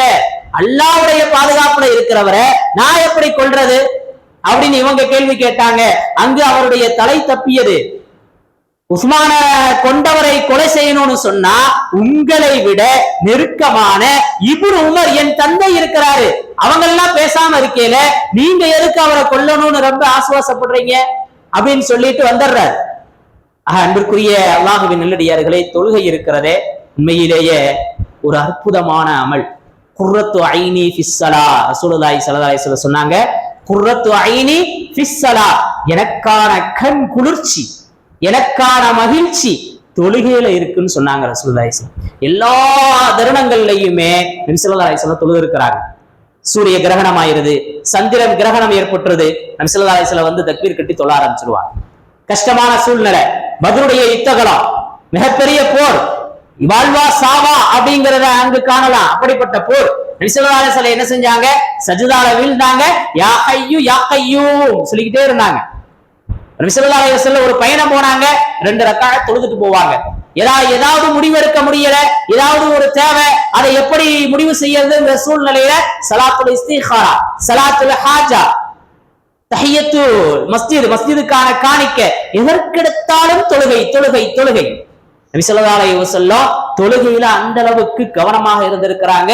தொழுகைதான் எனக்கு மகிழ்ச்சின்னு சொன்னாங்க, தொழுகைதான் எனக்கான கண் குளிர்ச்சின்னு சொன்னாங்க. இன்னைக்கு நமக்கு ஏதாவது சிரமம் கஷ்டம், நாம என்ன செய்வோம்? ஒரே இதா இருக்குது, கடையை லீவு போட்டுருவோம், சினிமாவுக்கு போயிட்டு வந்துருவோம். நம்ம யோசனை அப்படித்தான் இருக்கும். இன்றைய இளைஞர்களினுடைய சிந்தனை அப்படித்தான் இருக்கும். இல்ல செல்போன்ல கொஞ்சம் ஈஸியா அதிகமாக்கிட்டு ஏதாவது ஒரு தளத்துல போய் ஏதாவது ஒரு நல்ல மூவியா அமைதியா உட்காந்து பாத்துக்கிடுவோம். இதான நடக்குது. இல்ல இன்னும் கொஞ்சம் ஏதாவது சுற்றுலா தலங்களுக்கு போய் கொஞ்சம் மகிழ்ச்சி படுத்திட்டு வருவோம். ஒரே வேலை கடைக்கே ஓடிக்கிட்டு இருக்கிறோம். காலையில எந்திரிக்கிறதும் முடிய மாட்டது, எந்திரிக்கிறதும் தெரியல, இரவு போறதும் தெரியல, கடையிலேயே பொழுதெல்லாம் போயிருது, வியாபாரத்திலேயே பொழுதெல்லாம் போயிருது, வாகனத்திலேயே வாழ்க்கையெல்லாம் ஓடிட்டு இருக்குது. அதனால என்ன செஞ்சிருவோம்? எங்கேயாவது கொஞ்சம் வெளியில போயிட்டு வருவோம், இப்படி யோசிப்போம். நபி ஸல்லல்லாஹு அலைஹி வஸல்லம் நிம்மதி எங்க இருக்குன்னு சொன்னாங்க, கண்ணுக்கு குளிர்ச்சி எங்க இருக்குன்னு சொன்னாங்க, தொழுகையில இருக்குன்னு சொன்னாங்க. இன்னைக்கு அந்த தொழுகையை விட்டுட்டு நாம நிம்மதியை தேடி எங்கெங்கயோ போய்கிட்டு இருக்கோம். நாம நிம்மதியை தேடி வேறு வழிகளிலே அதை தேடிக்கொண்டிருக்கிறோம். அன்பிற்குரியவர்களே, எனவே தொழாதவர்கள் நரகத்துல இருந்தாங்க அப்படிங்கிற அந்த குர்ஆனிய வசனத்தை நாம பார்க்கிறோம். சில மனிதர்கள் அவர்களுடைய தலையில பாறாங்கல்ல தூக்கி போடப்படுது. நரகத்தில் மாணவி கண்ட காட்சி. இவர்கள் யார் அப்படின்னு கேட்டாங்க. ரசூலுல்லாஹி ஸல்லல்லாஹு அலைஹி வஸல்லம் தலை அப்படியே நசுங்குது. பிறகு மீண்டும் அந்த கல்லை திருப்பி வருது, திருப்பி தூக்கி போடப்படுது. இப்படியே நசுங்கி செத்து புழைச்சுக்கிட்டே இருக்கிறார். தலை நசுங்கி பிறகு சரியாயிருது. பிறகு அந்த கல்ல அவரின் மீது போடப்படுது. இவர் யாரு அப்படின்னு கேட்கல. ரசூலுல்லாஹி ஸல்லல்லாஹு அலைஹி வஸல்லம் ஜிப்ராயில் சொன்னாங்க, இவங்க தொழாதவர்கள், தலைக்கணம் முடிந்து தொழுகையை மறுத்தவர்கள். இன்னைக்கு பெரிய பெரிய தலைகளை பார்க்கலாம். அவர்களுக்கு இருக்கிற பகட்டின் காரணமாக, பெருமையின் காரணமாக தொழுகைக்கு வரமாட்டாங்க. தொழுகைக்கு வராம ஓரமா ஒதுங்கிடுவாங்க. அல்லாஹ் பாதுகாக்கணும் அது மாதிரியான தலைகளை விட்டும். அல்லாஹ் அது மாதிரியான சூழ்நிலைகளை விட்டும் நம்மை பாதுகாத்து வைக்கணும். சில மனிதர்கள் குர்ஆனை மனனம் செய்து மறந்தவர்கள், அவர்களும் தலை நசுக்கப்படுகிறதுன்னு சொன்னாங்க ஜிப்ரீல் அலைஹிஸ்ஸலாம். அல்லாஹ் அது மாதிரியான ஹாஃபில்களை விட்டும் பாதுகாப்பானாக. அன்பிற்குரியவர்களே, சில கொஞ்ச நேரம் போய்கிட்டே இருந்தாங்க. அங்க பார்த்தா அங்க இன்னொரு வேதனை செய்யப்பட்டு கொண்டிருந்துச்சு. ஒரு மனிதர் கந்தலான துணிய கோவணமா கட்டியிருந்தார்.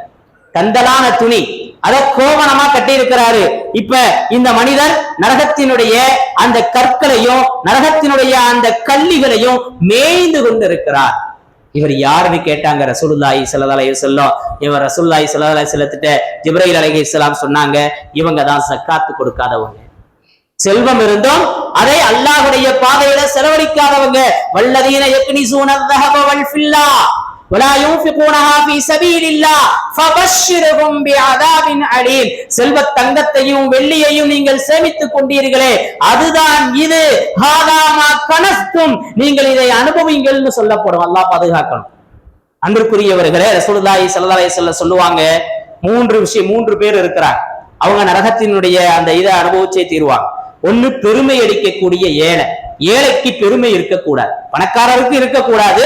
ஏழையாக இருந்து பெருமை பேசிக் கொள்வார்களே ஆனால் அவர்கள் நரகத்திற்கு தகுதியானவராக ஆயிடுறாங்க. அதே மாதிரியான கொடுமை செய்யக்கூடிய தலைவன், அதே மாதிரி செல்வம் இருந்து ஜக்காத்தை கொடுக்காமல் இருப்பவர்கள். இன்னைக்கு நிறைய பேர்கிட்ட நகைகள் இருக்குது. அது இன்னைக்கெல்லாம் நகையினுடைய மதிப்பு உயர்ந்துகிட்டே போகுது. சின்ன ஒரு நகை, ஒரு அளவான ஒரு 10 பவுன் இருந்தாலே மிகப்பெரிய தொகையை ஜக்காத்தா கொடுக்கணும். இன்னைக்கு அதன் மீது கவனம் செலுத்தாதவர்கள் எல்லாம் இருந்து கொண்டிருக்கிறோம். எனவே ஜக்காத்து கொடுக்காதவர்களுக்கு, ஜக்காத்தை முறையாக செலுத்தாதவர்களுக்கு இப்படிப்பட்ட வேதனை செய்யப்படுதுன்னு சொன்னாங்க ஜிப்ரீல் அலைஹிஸ்ஸலாம். அன்பிற்குரியவர்களே, கந்தல் துணியில அவர் கோவணமா கட்டிக்கிட்டு, உலகத்துல எவ்வளவு செல்வ செருக்கோடு இருந்திருப்பாரு. கந்தல் துணியை கோவணமா கட்டிக்கிட்டு நரகத்தினுடைய அந்த கல்லிகளையும் நரகத்தினுடைய அந்த கற்களையும் அவர் என்ன செய்யறாரு? மேய்ந்து கொண்டிருந்தார். இப்படிப்பட்ட நிகழ்வுகளையும் ரசூலுல்லாஹி ஸல்லல்லாஹு அலைஹி வஸல்லம் பார்த்தாங்க. அன்பிற்குரியவர்களே, அடுத்து சிலருடைய உரிமைகளை மறுக்கக்கூடியவர்கள். சிலருக்கு சில உரிமைகள், கடமைகள் இருக்கிறது. அந்த கடமைகளை கண்ணா கருதாம பொதுபோக்காக இருக்கிறவங்க.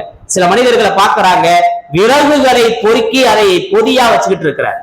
விறகு இருக்கிறதுங்களா, விறகுகள் அதை என்ன செய்யறாங்க? பொறுக்கிறாரு. பொறுக்கி அதை சுமந்துகிட்டு இருக்கிறார். இப்ப ரசூலுல்லாஹி ஸல்லல்லாஹு அலைஹி வஸல்லம் கேட்டாங்க, இவர் யாரு அப்படின்னு கேட்கல. பிறருடைய உரிமைகளை பறித்தவர், பிறருக்குரிய அந்த ஹக்கை நிறைவேற்றாதவர், பொறுப்பை உணராதவர், இவருக்கான தண்டனை இது. பொறுப்பை உணராம இந்த பதவி எனக்கு வேணும், அது எனக்கு வேணும், நான் இந்த பொறுப்பை நிறைவேற்றாம அந்த பொறுப்பின் மீது இவர் உட்கார்ந்து இருப்பாரு. எனவே இன்று விறகுகளை போட பொதிகளாக அதை இவர் சுமர்ந்து கொண்டிருக்கிறார் அப்படின்னு சொல்லப்பட்டுச்சு. அன்பிற்குரியவர்களே, இன்னும் சில மனிதர்கள், நிறைய விளக்கங்கள் இருக்கிறது, ஒரு ஞாபகப்படுத்தலுக்காக. இன்னைக்கு நரகத்தை பற்றிய பயம் இல்லாததின் காரணமாக, நரகத்தை பற்றிய அந்த அறிவு நாலேஜ் இல்லாததின் காரணமாகத்தான் நிறைய பிரச்சனைகள், குழப்பங்கள், சமூக சீர்கேடுகள். அன்பிற்குரியவர்களே, சில மனிதர்கள் இருந்தாங்க, அவர்களுடைய வயிறு உப்பி மிகப்பெரிய வீடு போல இருந்துச்சு. அதுக்குள்ள பாம்புகள் நெளிந்து கொண்டிருந்தது. இந்த பாம்புகள் நெளிவதை வெளியிலிருந்து அப்படியே கண்ணாடியில பாக்குற மாதிரி பார்க்கவும் முடிந்தது. இதை பார்த்துட்டு கேட்டாங்க, இவங்க யாரு? யார் ரசூலல்லாஹ், இவங்க எல்லாம் உங்களுடைய உம்மத்தினர் தான் அப்படின்னு ஜிப்ரீல் சொல்றாங்க. இவங்க யாரு அப்படின்னு கேட்ட உடனே, இவர்கள் தான் வட்டி தொடர்புடையவர்கள், வட்டியை கொடுத்து வாங்கியவர்கள், வட்டியில் பேணுதல் இல்லாமல் இருந்தவர்கள். எனவே இவர்களுக்கு இப்படிப்பட்ட வேதனை செய்யப்படுதுன்னு சொன்னாங்க. இன்னைக்கு எங்கிட்டு பார்த்தாலும் வட்டி, வட்டி இல்லாம நகரவே முடியல. வட்டி இல்லாத ஒரு சூழ்நிலையே இல்லை. எதா இருந்தாலும் ஒரு வாகனம் வாங்கணும்னு சொன்னாலும் லோன் போட்டுறலாம், இஎம்ஐ கட்டிடலாம். ஒரு செல்போன் வாங்குறதுக்கு கூட இஎம்ஐ, லோன். ரொம்ப யோசிக்கிறதே இல்லை யாருமே. இன்னைக்கு அனுபவிச்சா போதும், அதனால லாபமா நட்டமா, மறுமையில அல்லாட்ட எப்படி, எதை பற்றியும் யோசிப்பதில்லை. வீடு கட்டணும், உடனே பேங்க்ல ஒரு லோன் போட்டு இஎம்ஐ போட்டு என்ன செஞ்சிருவோம், வீட்டை கட்டிடலாம், வாகனத்தை வாங்கிடலாம். அதுல வாங்கிக்கிட்டு ஏமாத்துறவங்களும் நிறைய இருக்கிறாங்க. அதை விட மாபெரிய குற்றம். புதுசா அனுபவிச்சுக்கலான்னு 4 மாசத்துக்கு வாங்கி வச்சு அனுபவிக்கிறது, அப்புறம் லோன் கட்டாம விட்டு அவங்க தூக்கிட்டு போயிடுவாங்க. அப்புறம் இப்படி நடக்கிறது இருக்கத்தான் செய்யுது. அன்பிற்குரியவர்களே, அல்லாஹ் பாதுகாக்க வேண்டும். எனவே சில மனிதர்கள் வயிறு பெருத்து கிடந்துச்சு, அவங்களால எந்திரிக்கவே முடியல, அவர்களும் வட்டியை உண்டவர்கள் சொன்னாங்க ஜிப்ரீல் அலைஹிஸ்ஸலாம். அன்பிற்குரியவர்களே, இப்படியாக இன்னும் சில வேதனைகள் அங்கு செய்யப்பட்டு கொண்டிருந்தது. அங்கு ஒரு அடுப்பு மாதிரியான ஒரு இடம் இருந்துச்சு. அடுப்பு மாதிரி மேல குறுகலாகவும் கீழே பெருசாகவும் இருந்தது. அதுக்குள்ள கூக்குரல், ஓலமிடும் சப்தம் கேட்கிறது. என்னன்னு நாங்க எட்டி பார்த்தோம். அங்கு ஆண்களும் பெண்களும் நிர்வாணமாக காட்சியளித்தனர். ஒரு நெருப்பு பிளம்பு அப்படியே அவர்களை திரட்டி கொண்டு வருகிறது. அது அவர்கள்ட்ட வந்த உடனே அவங்க அந்த நெருப்பு பிளம்பு பட்டதின் காரணமாக கூச்சலிடுகிறார்கள், கத்துகிறார்கள். இது யார் அப்படின்னு ஜிப்ரீல் அலைஹிஸ்ஸலாத்து மாநபி ஸல்லல்லாஹு அலைஹி வஸல்லம் கேட்டாங்க. இவர்கள் தான் விபச்சாரம் புரிந்தவர்கள் என்பதாக சொன்னாங்க. இன்னைக்கு பார்க்கிறோம், விபச்சாரத்தின் பற்றிய எந்த ஒரு பயமுமே இல்லாம நல்ல மனிதரா இருக்கிறாங்க, நல்ல மனிதரா இருக்கிறார். அவரை பற்றி சொல்லப்படுகிறது, இவர் அந்த பெண்ணோடு இருக்கிறாள். அல்லாஹ் பாதுகாக்க வேண்டும். மனைவி இருக்கிறாள். நம்ம ஊர்ல கூட இது மாதிரியான தர்ம சங்கடமான நிலைகள் இருக்கத்தான் செய்கிறது. சில சகோதரர்கள் ஒவ்வொரு பல நபர்களை பற்றி இவர் அப்படி இருக்கிறார், இவர் இப்படி இருக்கிறார் என்ற காரார சொல்கிறார்கள். நடக்கின்றது. பேப்பரை திறந்தோன்னு சொன்னா, செய்திகளை திறந்தால் கள்ளக்காதலினுடைய வீரியம் பெருகி கிடக்கிறது. இஸ்லாமியர்களும் இதில் விதிவிலக்கல்ல, அல்லாஹ் பாதுகாக்கணும். இஸ்லாமிய பெண்களும் இதில் விதிவிலக்கல்ல. அன்பிற்குரியவர்களே, எனவே விபச்சாரத்தினுடைய குற்றம் இருக்கிறதே, அதை பற்றிய எந்த ஒரு பயமும் இல்லை. இப்ப ஈமானிய குறைவு, ரசூலுல்லாஹி ஸல்லல்லாஹு அலைஹி வஸல்லம் விபச்சாரம் புரிபவர்களுக்கு என்ன தண்டனை கிடைச்சிச்சுன்னு பார்த்துட்டு வந்து சொல்லி இருக்கிறாங்க. ஆக மாநபியை ஏற்றுக்கொண்டவர்கள், மாநபியை தூதுவராக ரசூலாக ஏற்றுக்கொண்ட இந்த உம்மத்தே முஹம்மதியா விபச்சாரத்தில் வீழ்ந்து கிடக்கிறது என்று சொன்னால் இந்த கொடுமையை என்னவென்று சொல்வது? அல்லாஹ் சொன்னா, லா தக்ரபு ஸினா இன்னஹு கான ஃபாஹிஷா, விபச்சாரத்தின் பக்கம்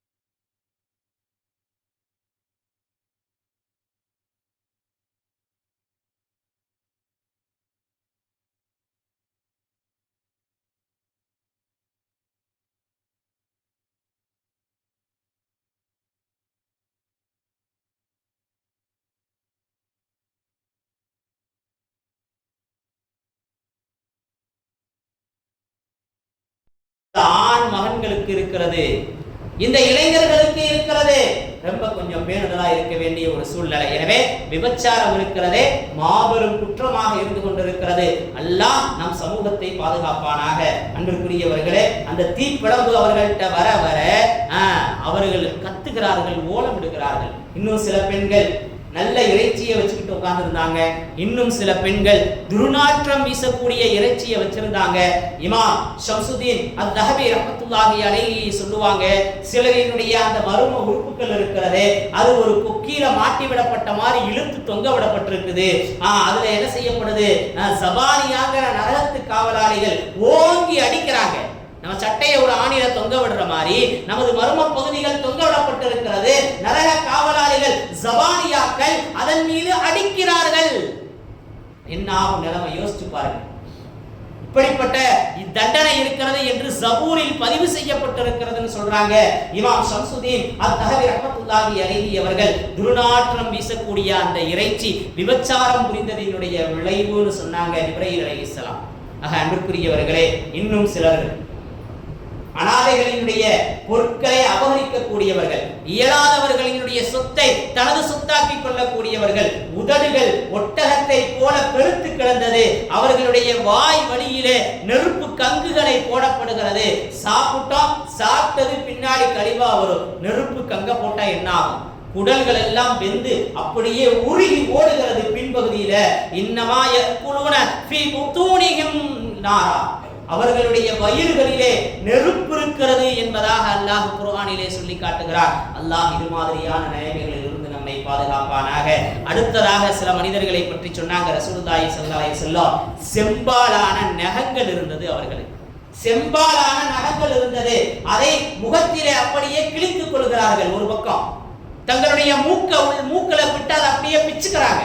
கண்களை விட்டு அவர்கள் பீத்துக் கொள்கிறார்கள். இது ஒரு பக்கம் நடக்குது. பிறகு இன்னொரு பக்கத்துக்கு வந்துடுறாங்க. அந்த மாதிரி அந்த பக்கம் நடக்க இந்த பக்கம் சரியாயிருது. யாரு இவங்க? நாவை பேணாதவர்கள் சொன்னாங்க ஜிப்ரீல் அலைஹிஸ்ஸலாம். அல் ஹம்மாஸூன மின் உம்மத்திக யா ரசூலல்லாஹ், இவர்கள் எல்லாம் உங்களுடைய உம்மத்தை சார்ந்த கோள் பேசியவர்கள்னு சொன்னாங்க, குறை பேசியவர்கள்னு சொன்னாங்க, அவதூறு பேசியவர்கள்னு சொன்னாங்க ஜிப்ரீல் அலைஹிஸ்ஸலாம். நாவை பேணாதவர்களுக்கு இப்படிப்பட்ட தண்டனை கிடைக்கிறது. அதே மாதிரி இன்னும் அவர்கள் அந்த நெஞ்சுகளை அப்படியே கீறி கிழிச்சுக்கிறாங்க. விழாப்புறத்துல இருந்து தசைகள் பீக்கப்படுகிறது, அறுக்கப்படுகிறது. இதெல்லாம் யாருன்னு கேட்க புறம் பேசியவர்கள்னு சொல்றாங்க. அன்பிற்குரியவர்களே, சின்ன சின்ன விஷயங்கள். ஒரு மனிதர் வீட்டில இருந்து காலையில புறப்படுவார். அப்போ ஏதாவது ஒரு பொய் சொல்லுவார். அந்த பொய் என்ன செய்யும்? பிறகு இவர் இரவு வீட்டுக்கு வர்றதுக்கு முன்னாடி உலகம் முழுவதும் சுத்தி வரும். இன்னைக்கு இது மாதிரியான வதந்திகளை பரப்புவர்கள் பெருகிட்டாங்க.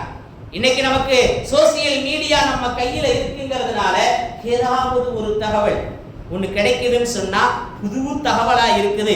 அது உண்மையா பொய்யா, இது நடந்துச்சா நடக்கலையா, எதை பத்தியும் யோசிக்கிறது இல்லை. பல நேரங்கள்ல பல சூழ்நிலைகள்ல நாகூரடிபா பல நேரத்துல மூத்தா இருக்கிறார். இப்போ ஒரு மூத்தா போயிட்டார். இதே மாதிரி பல நேரத்துல மூத்தா இருக்கிறார். சமீபத்துல கூட பாரதி ராஜா அப்படித்தான் அவங்க மூத்தான. இப்படியாக மௌத்தாகாதவங்களை மௌத்தா போயிட்டாங்கன்னு செய்திகளை பரப்புவது, இது மாதிரி நிறைய செய்திகள். இப்ப ரமதான் வந்துகிட்டு இருக்கா, இன்னும் இத்தனை நாட்கள் இருக்கிறது, ரமதான் நெருங்கி விட்டது. இந்த தகவலை யாரு சொல்றாங்களோ அவர்களுக்கு நரக நெருப்புல இருந்து பாதுகாப்பு கிடைக்கும். அப்படி ஒரு செய்தி வரும், அதையும் வேகமா நம்மாடு பரப்புவர். இப்படி ஒரு ஹதீஸே கிடையாது, இப்படி ஒரு விஷயமே இல்லை. ரமதான் வருதுங்கிற தகவலை சொல்றதுக்கு நரக நெருப்புல இருந்து பாதுகாக்கப்படும் எந்த ஹதீஸும் கிடையாது. இது ஒரு பெரிய மேட்ரும் இல்லை. ஆனா இது அப்படியே மிகப்பெரிய ஒரு அற்புதமான விஷயத்தை, சமூகத்தை மிகப்பெரிய பாதுகாப்புக்குள்ள கொண்டு வந்த மாதிரி அதை தளந்தளமா பரப்பிக்கிட்டு இருப்பான். இப்படியாக ஏதாவது ஒரு செய்தி கிடைக்குதுன்னா அது உண்மையா பொய்யா, அந்த செய்தியை சொல்றதுக்கு நமக்கு தகுதி இருக்குதா அப்படின்னு யோசிக்கணும். ஹதீசுகளாக இருந்தாலும் சரி, ஏதாவது ஒரு விஷயம் அதை நாம அறிவிக்கிறோம், சொல்றோம், நல்ல விஷயம் தானே, அது நமக்கு தகுதியானதா, சொல்ற இடத்துல நாம இருக்கிறோமா, இப்படி எல்லாத்தையும் யோசிக்கணும். அதை நேரடியா நாம பார்த்தோமா? நான் இருக்கேன், உங்களுக்கு ஏதாவது தகவல்களை சொல்றேன், இப்ப குர்ஆன்ல பார்த்திருப்போம், ஹதீஸ்ல பார்த்திருப்போம். இந்த மாதிரியான நம்பகமான சில விஷயங்கள் இருந்தா தான் பகிர்ந்து கொள்ளணும். இல்லைன்னு சொன்னா பகிரவே கூடாது. ஏன்னா அது பொய்யாக இருந்தா பொய்யை பரப்பிய குற்றம் ஏற்பட்டுரும். அதனாலதான் காலையில ஒருத்தர் வீட்டை விட்டு கிளம்புவாரு, ஒரு பொய்ய முன்வைப்பாரு, அந்த பொய் உலகமே சுத்தி வந்துடும். இவர் வீட்டுக்குள்ள போறதுக்கு முன்னாடி கடைசியில இவரு வீட்டிலேயே அந்த தகவலை பற்றி பேசப்படும். நடக்குதா இல்லையா? இப்படி வதந்திகளை பரப்புகின்றவர்கள் லா யதுகுலுல் ஜன்னத நம்மாமுன், கோள் பேசுறவன் சொர்க்கத்துல நுழைய மாட்டான், நம்மாவுக்கு சொர்க்கத்துல இடம் இல்லை அப்படின்னு சொன்னாங்க ரசூலுல்லாஹி ஸல்லல்லாஹு அலைஹி வஸல்லம். ஆக அன்புக்குரியவர்களே, சில மனிதர்கள் இவங்களுக்கும் அப்படித்தான் அந்த மூக்குல கண்ணுல கொக்கிகளை போட்டு இழுத்ததை போன்ற அந்த தீங்குகள் அந்த தண்டனைகள் இருக்கிறதுன்னு சொன்னாங்க ரசூலுல்லாஹி ஸல்லல்லாஹு அலைஹி வஸல்லம். இப்படியாக பெண்கள் தலையை முடிக்கிற விஷயம், மூடி மறைக்கிற விஷயத்துல கூட பெண்களினுடைய தலைகீழாக தொங்கவிடப்பட்டு நெருப்பு எரிந்து கொண்டிருக்கிறது, மூளை உருகி ஓடுது. ஏன் இந்த தண்டனை? தலையை மூடாதது என்னுடைய விளைவுன்னு சொன்னாங்க ஜிப்ரீல் அலைஹிஸ்ஸலாம். தலையை மறைக்கிற விஷயம் இருக்குது. இன்னைக்கு மார்புல துணி போடாத கலாச்சாரமா இருந்துகிட்டு இருக்கு. இன்னைக்கு அது ஃபேஷனா இருந்துகிட்டு இருக்குது. பெண்கள் எல்லாம் இருக்கிறார்கள். எனவே தலையை மறைப்பதில் கவனம் தேவை. அது நரகத்திற்கு உங்களை அழைத்து சென்றுவிடும். எப்பையும் எங்கேயும் தலை திறந்திருக்க கூடாது. நாமெல்லாம் இஸ்லாமிய பெண் மக்கள் எல்லாம் எந்த வழியில் வருகிறோம் என்று சொன்னால், நமக்கான ரோல் மாடல், நமக்கான முன்மாதிரி அன்னை ஃபாத்திமா ரலியல்லாஹு தஆலா அன்ஹு. அவங்க உயிரோட இருக்கிற இப்படி கவலைப்பட்டாங்க. நான் உயிரோட இருக்கிறேன், என்னை பேணிக் கொள்கிறேன், என் மௌத்திற்கு பின்பு என்னுடைய ஜனாசாவை தூக்கிட்டு போவாங்களே, அப்ப இந்த ஃபாத்திமா குட்டையா இருக்கிறா, குள்ளமா இருக்கிறா, நட்டையா இருக்கிறான்னு எல்லாரும் பார்த்துருவாங்களே அப்படின்னு கவலைப்பட்டாங்க. அவர்களிடத்தில் இருந்த அந்த அடிமை சொன்னாங்க, கவலைப்படாதீர்கள் எஜமானியே, கவலைப்படாதீர்கள் ஃபாத்திமா, நாம் ஜனாசாவிற்கு மூடி போட்டு எங்க வீட்டுல கொண்டு போவாங்க, அது மாதிரியான ஒரு சூழ்நிலையை ஏற்படுத்தலான்னு ஐடியா சொல்லி கொடுத்தாங்க. இப்ப மௌத்தா போன பின்னாடி என்னைய தூக்கிட்டு போனா பிற மனிதர்கள் பார்த்து விடுவார்களே அப்படின்னு கவலைப்பட்ட சமூகம் இன்னைக்கு சோசியல் மீடியாக்கள்ல தங்களுடைய அழகை காட்டிக்கொண்டு திரிவதை இந்த வெட்கக்கேடை என்னவென்று சொல்வது? அதுவும் டிபியில அவர்களுடைய உருவங்களை முகங்களை ரொம்ப பிரியமா வைக்கிறாங்க. அல்லாஹ் பாதுகாக்கணும். வீட்டுக்கு போனா நம்ம நேரில் பார்க்க முடியாது. சில வீட்டுக்கு போறோம், அஜர்த்து வந்துட்டாரு அப்படின்னு உள்ள ஓடி ஒளிஞ்சிருவாங்க. ஆனா மொபைலை எடுத்து அவங்க நம்பரை மட்டும் பதிவு செஞ்சுட்டா போதும், அவங்களுடைய எல்லா டீட்டெயிலும் நமக்கு கிடைச்சது. இதை யாரும் பார்ப்பாங்களே அப்படிங்கிற அந்த சிந்தனை கூட இருக்கிறது இல்லை.